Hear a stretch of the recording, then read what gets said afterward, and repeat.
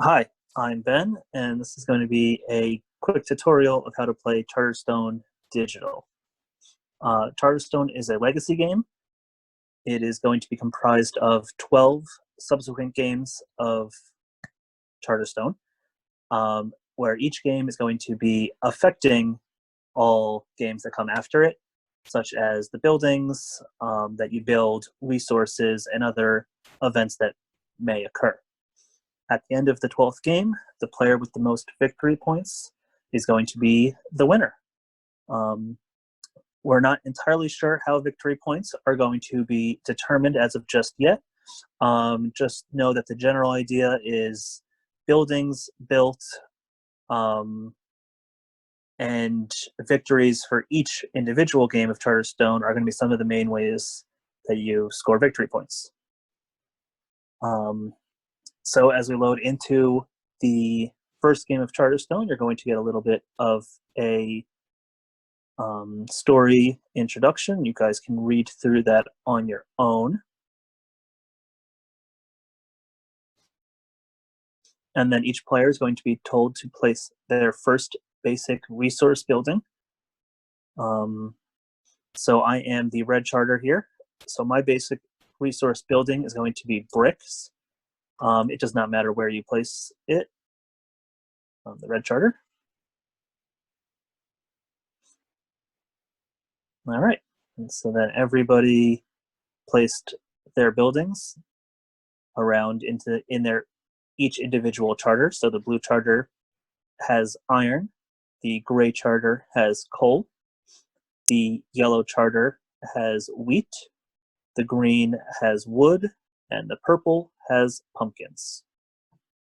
As of right now, all resources act pretty much the same way, but in the future, certain buildings may require specific resources, as we'll see in a little bit. Just wanted to note that this little symbol here, which looks like a pouch, means any resource, and you can use any single resource, or if you need multiple, any combination of resources in order to fulfill that requirement. So what a player is going to do in a game of Charterstone is going to try to score the most victory points. Victory points are scored throughout this game with this little symbol here in the middle. So for example, for taking this action, you're going to score 5 victory points. Same for this one and this one. And there's going to be a few other ways to score victory points as well that I'll get into as we get to them. So in a given round, on a given turn, I should say, a player is going to have 2 options. They're either going to be able to place a worker or retrieve all workers. To place a worker, you are first going to select a worker down here, and then a building to send them to.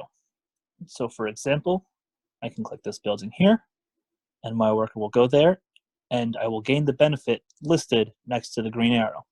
In this case, 1 brick, which can be seen here. You can look at your opponent's resources that they've gathered here as well. Also, to note, you can also use this arrow down here to undo your turn, try something else, and when you like what you've done, you can hit the check mark, and that'll let your opponents do their turns. As a side note, when placing a worker, you can place a worker in a spot that already has another worker on it. So I can place my worker here, and the gray worker will get sent back to that player's supply to be used on their turn. On top of that, you could actually send your worker to a spot where you have already placed a worker, and that'll bump your worker back to your own supply, giving you an extra turn before you have to use the retrieve workers action. The other thing that players can do is retrieve all workers. So if I click this, it's going to bring me the worker that I placed here is going to go back into my supply, which can be seen here. See how I have 2 versus the yellow and the gray worker both have 1.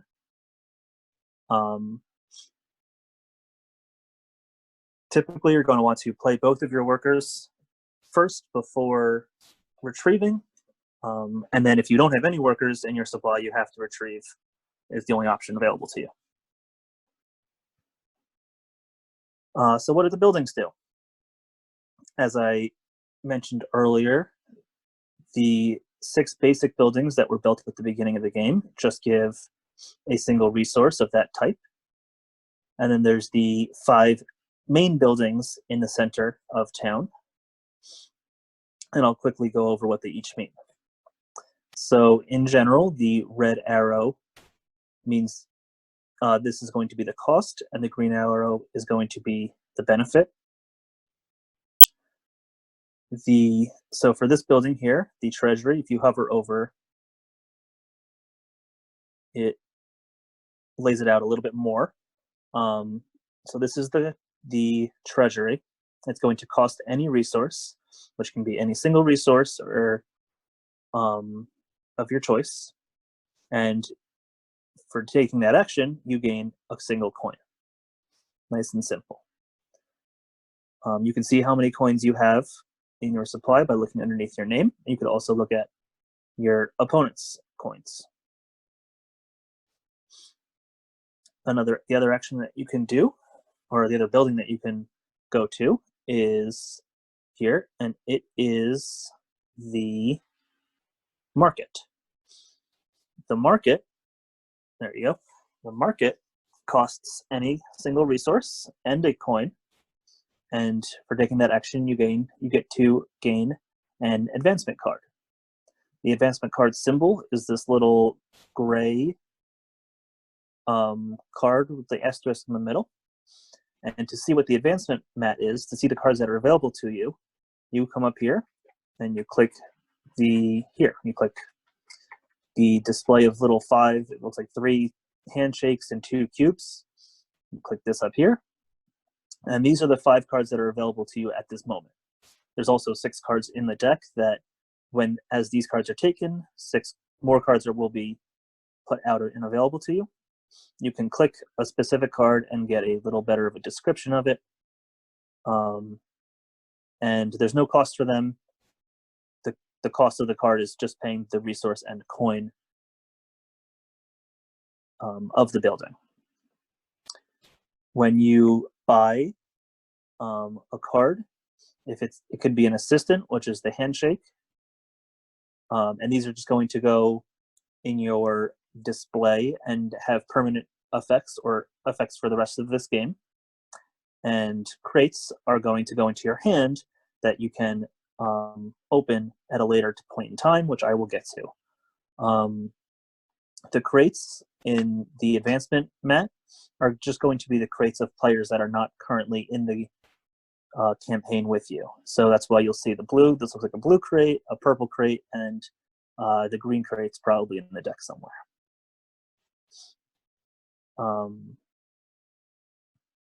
Next, let us go to the Zeppelin here. The Zeppelin is going to cost 3 influence. Influence is this little quill and ink. And you can see that how many you have available to you here, 12 out of 12, because I haven't used any yet. There are ways, so if I use this building, it'll go down to 9 out of 12, obviously. But there are going to be ways to permanently lose influence for this game. And if that does happen, then that's when the denominator will go down. So you may end up with 11 out of 11 or 9 out of 11, for example. Anyway, so you have 3. So the cost of this is 3 influence, plus the resources, plus you have to have a building card in your hand, and you have to pay the cost that is listed on the building card itself. So if you click up here at the symbol that looks like 3 cards with the asterisk over it, this shows your hand. I don't have any buildings in my hand right now, so I can't take this action. But I'll show you what that looks like in a little bit. But when you do take this action, you gain 5 victory points. I will explain what this little flame symbol means later on. And this symbol here just means that you're going to build the building. When you build a building, you're going to select one of the locations in your charter as you saw earlier when placing your starter building, and it's going to be built. And then you and all other players are going to be able to take the action listed on that building. We'll see how that works a little bit later. Another action that you can take is going to be the Charterstone. The Charterstone is going to cost 2 influence. It's going to cost 4 coins, and it's going to require that you have a crate in your hand. And as we saw in my hand, I do have a crate. Everyone will start their first game with 1 crate. You can also look at what other players' hands have in their hand here. The benefit for taking this action here is again going to be 5 victory points. It's also going to be that flame symbol that I'll talk about later. And this symbol means you're going to open a crate. When you open a crate, the crate that you open is going to be from your hand, and it's going to open certain cards that are going to be available for you and other players potentially for the rest of the campaign. We will see what's inside the crates in a little bit, but typically it's other buildings and other special goodies, and sometimes additional rules that come with the goodies that you will read.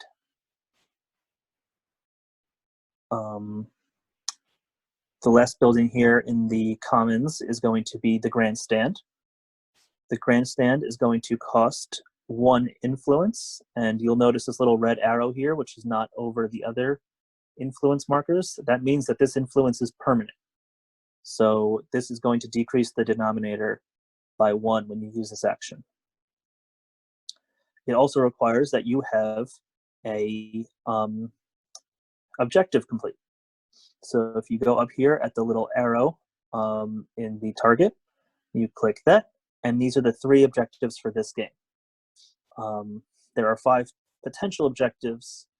There's a oh, that's nice.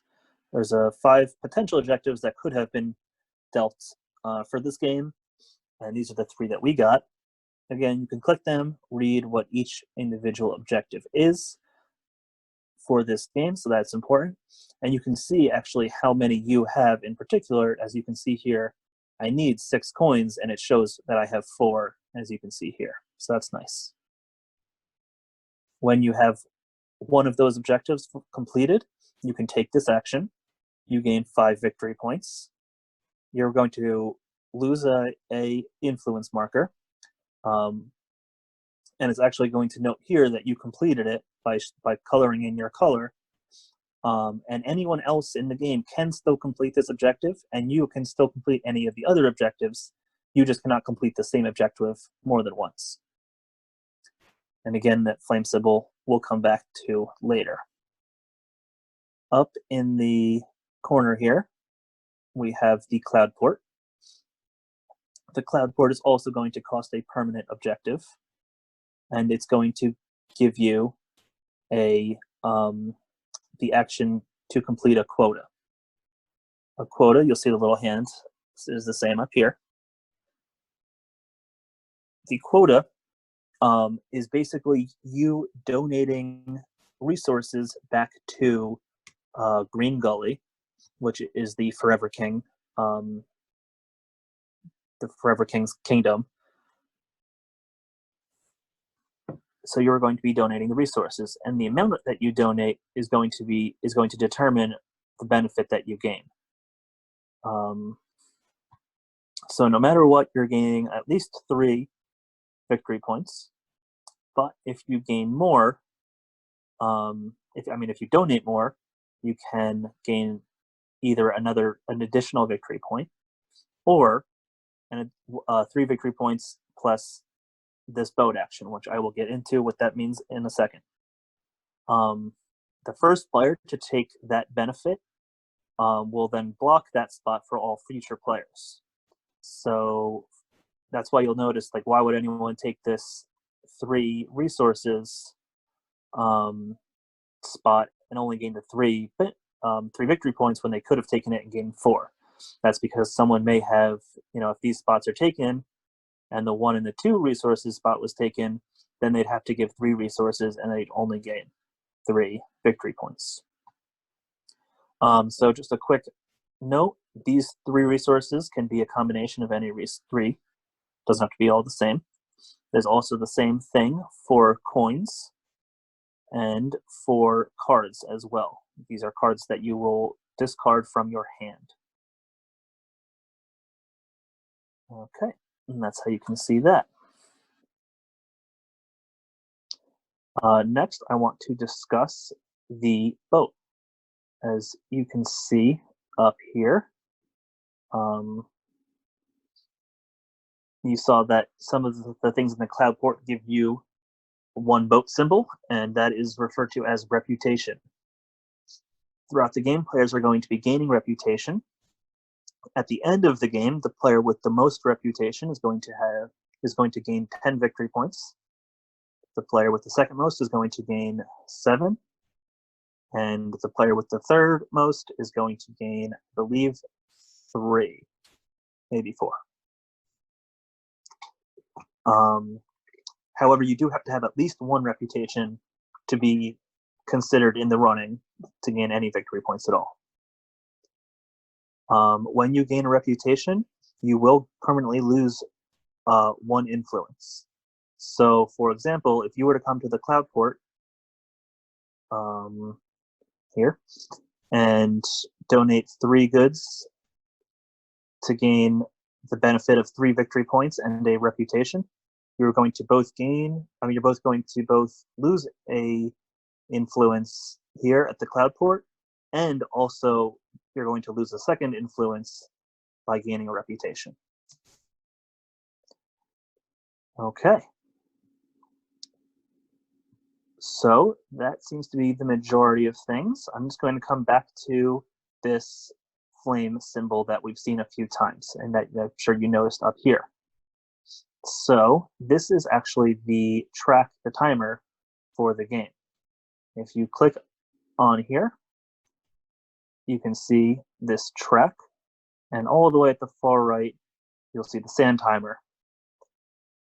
There are 2 ways that the progress track will move. Most commonly, it will move when any building with the flame symbol is activated. As a recap, that is when you build buildings at the Zeppelin, when you unlock crates at the Charterstone, and when you complete objectives at the Grandstand. The other way that the progress track will move is if at the start of a player's turn, they no longer have any influence in their supply. That way, as the game progresses and people run out of influence, the game will come to a close more quickly. The progress track is going to fill in towards the right until it reaches the final round. When this last spot is reached, the round will complete so that all players take the same amount of turns, and then all victory points will be added up. The starting point of where we are on this track is determined by number of players. So in a game with more players, the track will start more to the left. And I also want to point out that at any time, if a player takes an action that progresses the progress track onto a spot with a reputation marker, that player can optionally increase their reputation by 1 if they'd like. Also, at the start of the game, I recommend that players look up here at the guideposts. The guidepost will tell you the main goal of the game, which typically is to be the player with the most victory points, but it'll also tell you any temporary rules, which will change from game to game. In the first game, the temporary rule is that all components will be kept at the end of this game until the start of the next game. Components are cards, coins, resources, and other things. Normally, at the end of a game, any excess components are going to be discarded. So I'm now going to take a unlock crate action so that we can see how to do that. Select this crate and open. the progress track moves, and then I will open this crate. Normally, the player that opens the crate gets to look at the contents first, and then when they click close, all of the other players in the game will then get to also look at what was opened. So this is a building card. This is going to go into my hand. And as I mentioned earlier, to build a building card, the cost is going to be listed right here. So I need to have 2 bricks, 1 pumpkin, and 1 iron to be able to build this card at the Zeppelin. This down here is the action that is going to be taken when using this building. And I will let you guys explore this a little later. A second building. I unlocked a new rule, which you can read when that happens in your game, and a card associated with that rule. Very good. If you have any other questions, if you hit the menu here and the question mark, this is the full rulebook. You can find what you need, and it'll explain it there for you. And that is how to play Charterstone. Thanks for watching.